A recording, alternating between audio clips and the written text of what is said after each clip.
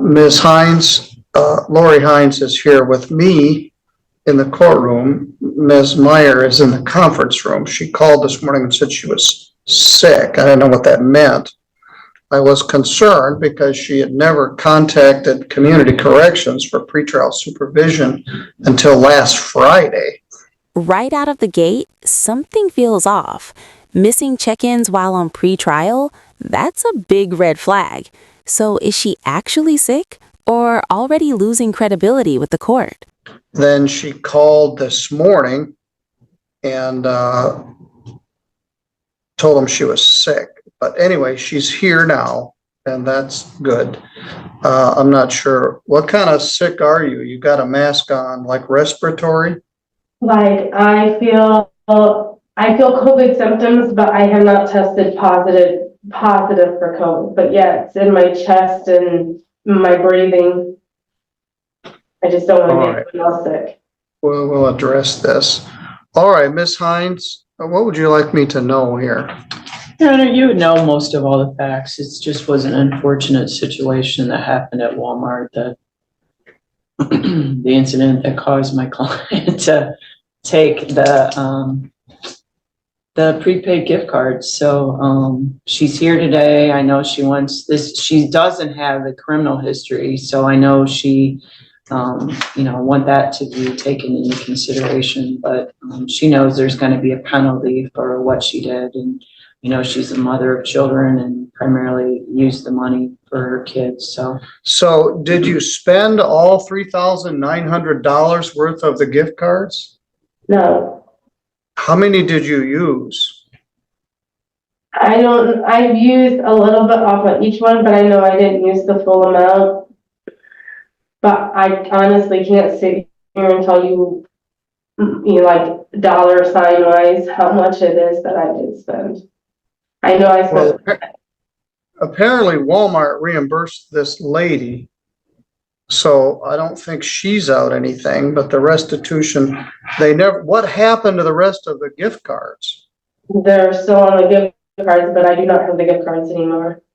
All right, say you don't have them. What happened to them?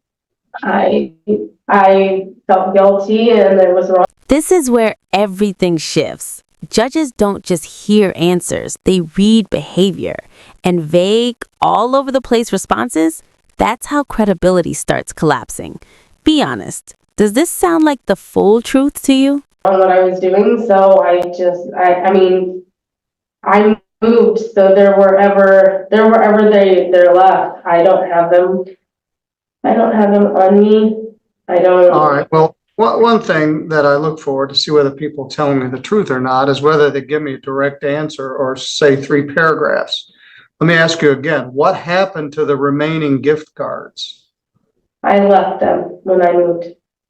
Left them where? At my grandma's, and she moved, so they're probably in the trash. So you used an indeterminate amount of them. At which Walmart store did you use them? I didn't use them at a Walmart store, but I took them from Three Rivers Walmart. All right, where did you use them? ATM to get money for diapers and stuff. Mainly the ATM.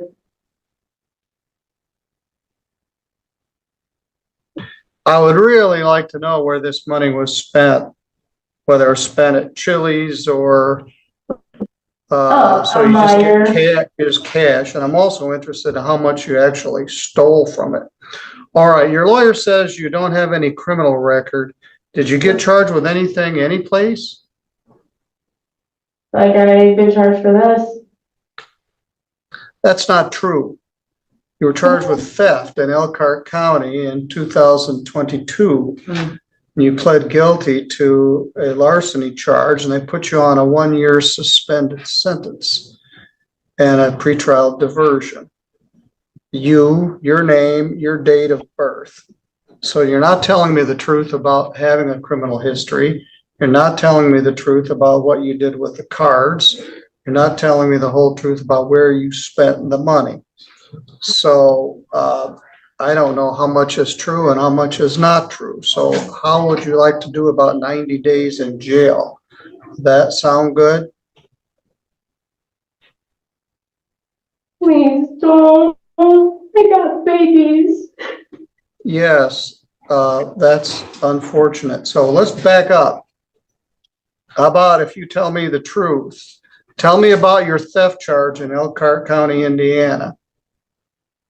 Theft in Elkhart County, Indiana. I was buying groceries and there's something in my cart that didn't get scanned. They caught me. I told them nothing but the truth. They didn't take me to jail because it was COVID.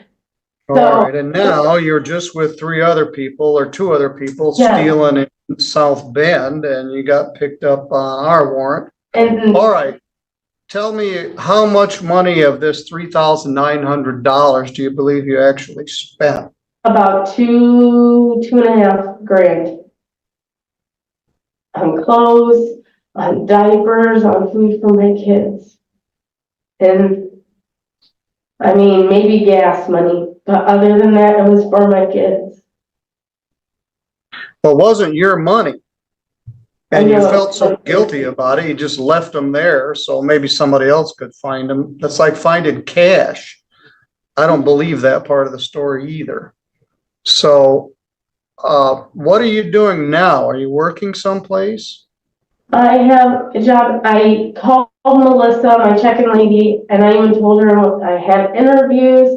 I'm trying to find a job, but with this on my record, it is very hard to find a job.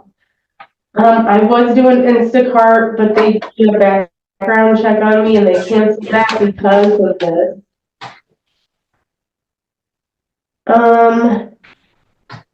But I have been trying to find a job that will hire me with this. Yeah, this is not quite an embezzlement charge because you just stole someone's stuff. I had another guy recently stole someone's purse. He was in And there it is. The real sentence isn't just for stealing, it's for lying. In court, honesty can save you time, but once the judge stops believing you, the consequences hit harder. So what do you think? Fair sentence or too harsh? the store. You were an employee of the store and violated their trust by stealing from customers. I'm going to put you on a 12-month probation.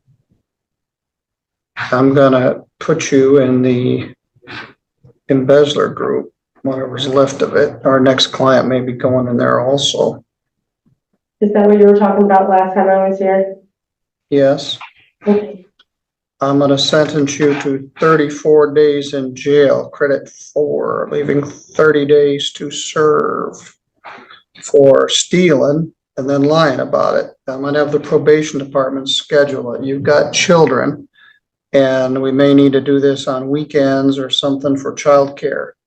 But I wasn't very happy about it that you weren't upfront about your larceny charge in Elkhart. You were doing something you weren't supposed to do with people you weren't supposed to be with in South Bend, and you blew $3,900 worth of somebody else's money. The fine is $0. There's a $75 crime victims' rights fee, a $50 state minimum fee, a $150 attorney fee.